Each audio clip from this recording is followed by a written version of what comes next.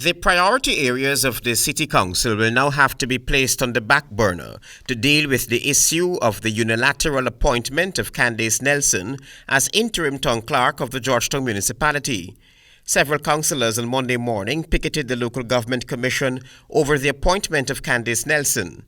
Nelson's appointment came to light after Chairman of the Local Government Commission, Julius Faber, wrote to then Acting Town Clerk Sherry Jarrick and instructed her to return to her substantive position of Assistant Town Clerk effective from July 28, 2021. Ivelaw Henry is a councillor for Constituency 7. He spoke with Nightly News on Monday. We are calling on the Local Government Commission to correct this decision. We have gone to the courts, etc., but this is needed. Is needed. In all fairness to the people of Georgetown who voted for APNU council, this should be changed. Mayor Narine is already on record saying that the council will not recognize the appointment of Nelson and has since approached the courts on the matter on the grounds too that Nelson is not qualified for the post. This lady said she don't take instructions from us.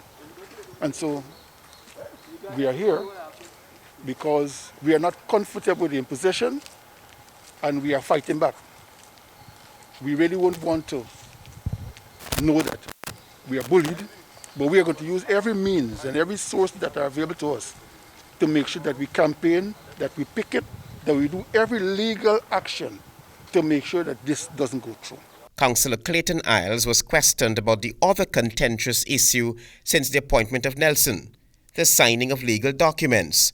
Section 8 of the Municipal and District Councils Act, which addresses the powers, duties and responsibilities of the town clerk, notes that where any document is required as a necessary step in legal proceedings on behalf of the council, the clerk shall sign unless a law otherwise requires or authorizes, or the council has given the necessary authority to some other person for the purpose of the proceedings. Well, we have discussed that as a caucus, and the mayor has made a recommendation on the way forward. I am very hopeful that our statutory meeting, which is at 2 o'clock for today, those matters in terms of salary payments and what will be done will be addressed with a view to addressing the needs of our staff and other functionary in the council.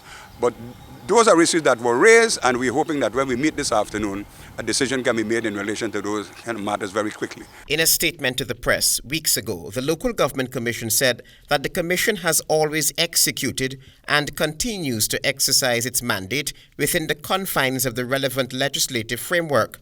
Quote, "The Commission continues to do so, even as this matter is currently engaging the courts.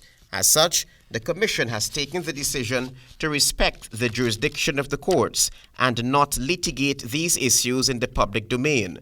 Nevertheless, until a court of competent jurisdiction has issued a formal pronouncement on these issues, the Local Government Commission will continue to perform its legal mandate and work with those persons who are desirous of improving the local government systems in Guyana."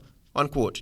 And for you to bring somebody that is not just incompetent, extremely incompetent, unable to do this work, to come and impose them on this council, is not a situation that will go down very nicely with councillors. In court documents seen by Nightly News, the Georgetown Mayor and City Council has said that since the installation of Candace Nelson as the town clerk acting, she has taken a number of disruptive actions which pose serious ongoing continuing breaches that compromise the sanctity of the operations of the M&CC.